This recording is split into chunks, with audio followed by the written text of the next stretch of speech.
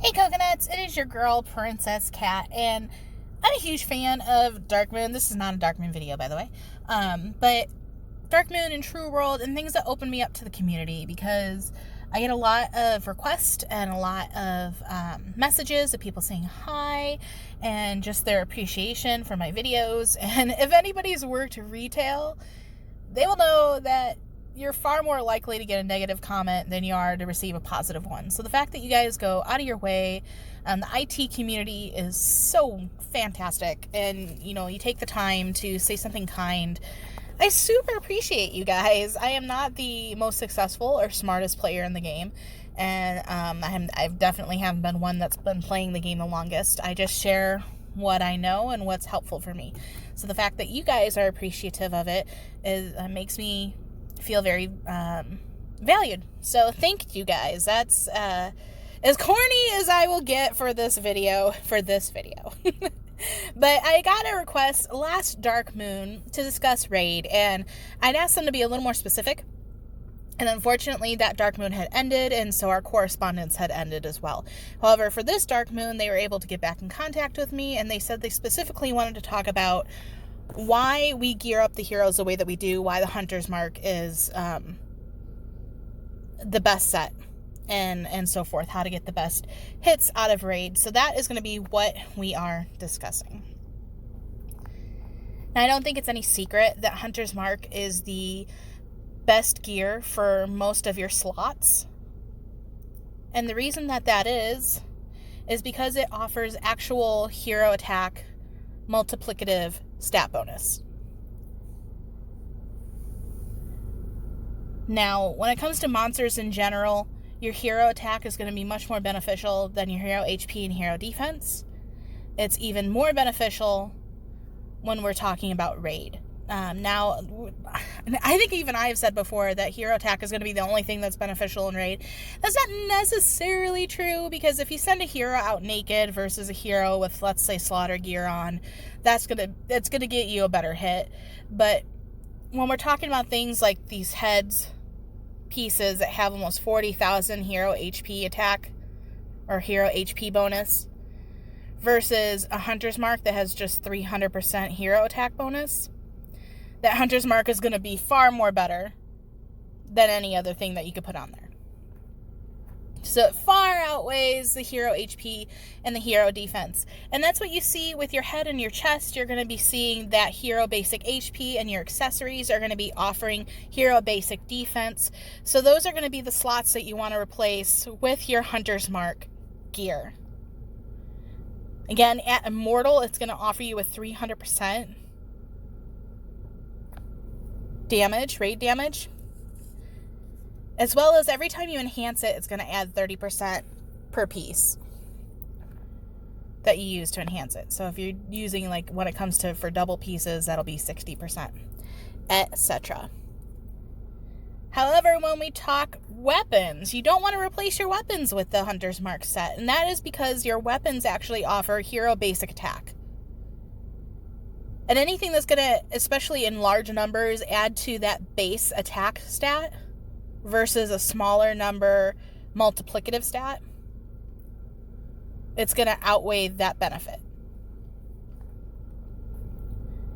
Now, level 50 is not necessarily better than level 40, and level 40 is not necessarily better than level 50. So you want to go through your weapons and check and see what gives you the highest hero basic attack. Because if we look at my level 50 Radiant, we're going to see that offers 7,000 compared to my level 40 plus 20, which gives 7,750.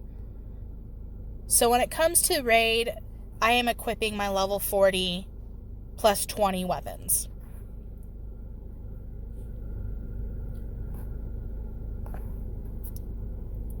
Now, when you look at your heroes, most people have 7 marches. If you have VIP 40, you can have 8 marches available. It's better to have 7 heroes with an immortal set each on them than it is to have 1 hero with a +6 or +7 enhanced set on him. You'll do far more damage accumulatively. If you can't equip them with immortal sets, then go ahead and put your epic sets on there, because you'll probably have some failures if you're crafting at 60% like I do. You can at least put those failures to good work. Now you can get Hunter's Mark chests by checking out some of your events, as well as elite monsters will give you Hunter's Mark chests, so that's especially good to grind in Blood Moon. And your war coins. The war coins can be a little deceptive because it says that you'll get 50, but there's actually 10 per chest, so you'll get 500. And you can get those every day.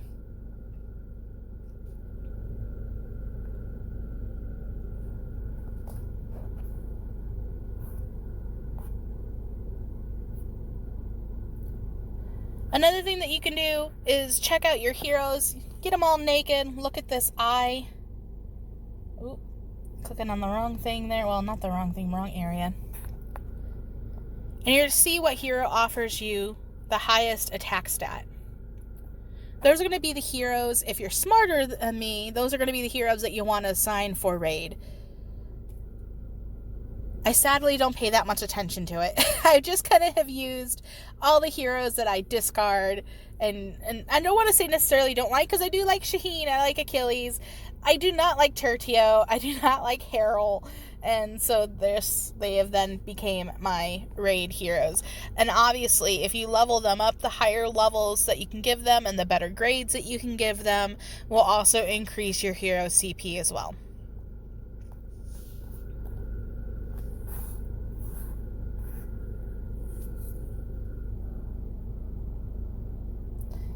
Runes also are extremely beneficial for raid, and the raid damage runes aren't really hard to get. They're pretty plentiful, especially if you're hitting strongholds and then remembering to fuse those runes. They're not super hard to come by. Your basic immortal rune is going to give you a 25% damage increase. At 5%, it's going to give you an additional 6% march speed. At 10%, it'll give you a 50, or at level 10, I should say, it'll give you a 50-point hero attack increase. And then at level 15 enhancement, it's going to give you an additional 12.5% enhancement bonus to the already upgraded 75% damage.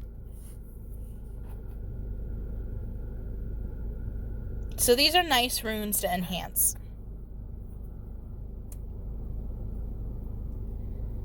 For pets, Winter's Tiger is going to be your most beneficial because it'll give you a hero basic attack boost as well as a additional damage to raid boost.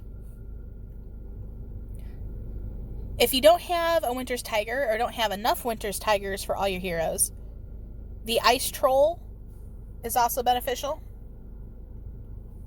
because he gives you hero basic attack.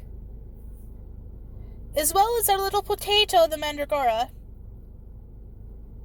He gives a hero basic attack boost as well. And if you absolutely run out of all of those, you can always put on a wolf, who will at least give you a march speed increase.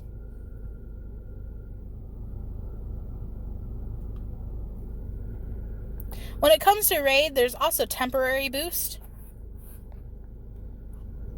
Anything that increases your hunt boost, because that will multiply against your hero attack, will help increase your damage. The 35%'s obviously better than the 25s or 20s. I pick up those 35s in my VIP store. I also see the 25s and 20s in the item shop, the Alliance shop, and the merchant.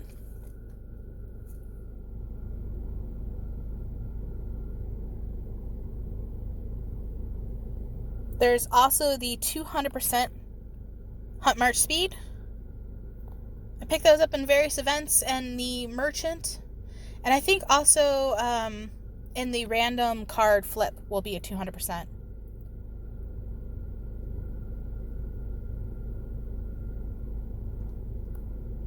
Additional damage to raid.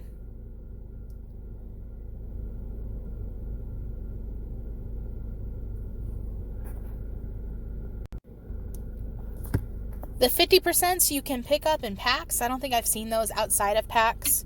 And then there's also 10%, which you can buy with gold. It's been a while since we had to buy them. I think they're 3,000 gold per 10%. I could be wrong there.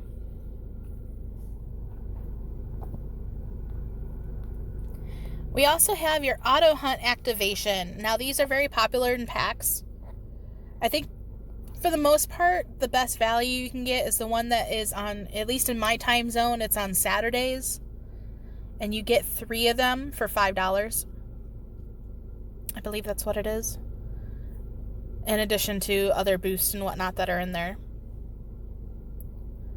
They've also had them in selections. Not all selections chests will have them, but like the True World selections chest had them. I think I still have some in my inventory. Some of the events have been giving these away. So the most recent monster event had one for completing it, as well as the research event had one in there as well. So keep an eye on your events. And when we're really lucky, we've had some monster events that have them as possible gifts.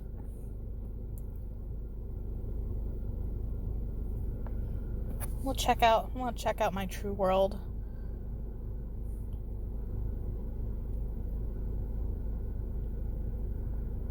Yeah, that had auto raids, even all the way down to the lowest grade chest had them in there, I think.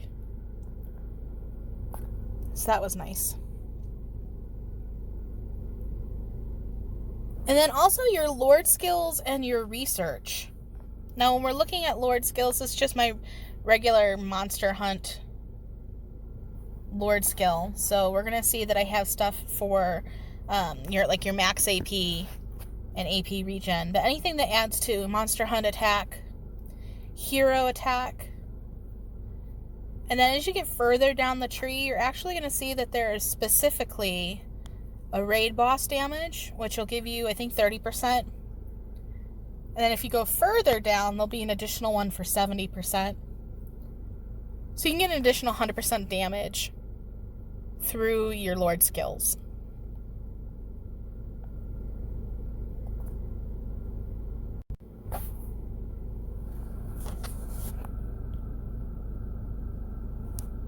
Got a bit of a lag here today.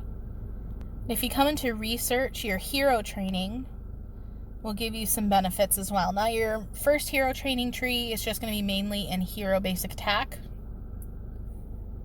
That would benefit you. But if you come into hero training 2, there is more specifically a monster hunt attack as well as raid boss damage increases. So there's 3 separate ones, or 3 separate levels that'll help you out there.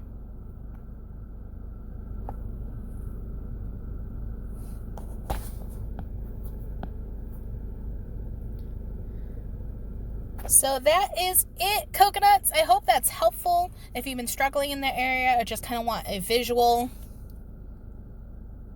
Let me know if you have any other tips or tricks that you like to use in the comments below. How are you guys liking Dark Moon that's currently going on? It's longer, so it's running with multiple events. I am not a multitasker. I barely can do one thing at a time decent, much less multiple things at a time. It's been really crazy for me. So it's been hectic, but I think for the most part, I mean, it's probably the better way to go about it, because last time everybody complained that Dark Moon was so short, and so the only other option is to have Dark Moon run with no other events. So that would kind of suck to shut down Domination and Alliance War and everything else. So I think this is probably the best that it can get. It's just hard to focus. We also have a big update that's coming on the 30th. 5.1 update, so I'll be doing another video covering whatever they choose to bring in. They haven't updated much in the forum yet as to what to expect, so I'm really excited. Let's see if I have enough service to get us into the forum, but we can see on the post that they have this hero that it looks like a swashbuckling rabbit, and that's kind of cool. I'm curious to see if that's going to be a type of hero that we can have. Or maybe it's a new town mode story or something. I'm not really sure how it's going to fit into the storyline. Or maybe it's just a fun little caricature and it's not going to be really pertinent to the game at all. I don't know. If we can go in there. It's so slow.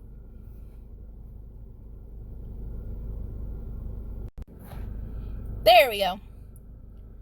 He's pretty cool looking. He looks like something that I would play on my tabletop games. So that's going to be really cool. If you look at the forum before, it says that what items are essential in the summer. And we know from previous events that the devs really look at the feedback that's in here and like to put those into future Monster Hunt or future chest packages. And so make sure that your voice is heard and post on the forum and let them know what you feel like is essential. I don't necessarily know why in the summer it needs to be specific to summer, but just let them know it's essential.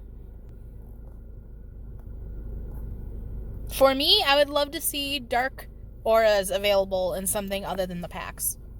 Even if it's like a tiny percent, I would love to see the opportunity to get them other than buying that battle pack.